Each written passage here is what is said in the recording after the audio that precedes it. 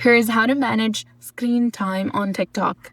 First of all, go ahead and launch your TikTok application on your mobile device. Log into your account, then select your profile picture icon in the bottom right corner of your screen. Tap on the three lines in the top right corner of your profile page and tap on Settings and Privacy.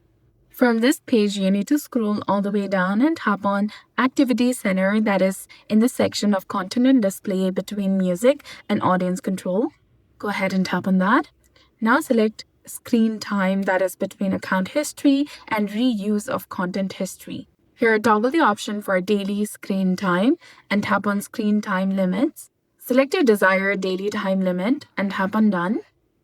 That's it. You've set your daily screen time limit on TikTok and you can manage your screen time from this section over here. So that's it. I hope you found this video helpful. If you did, please like, share, and subscribe.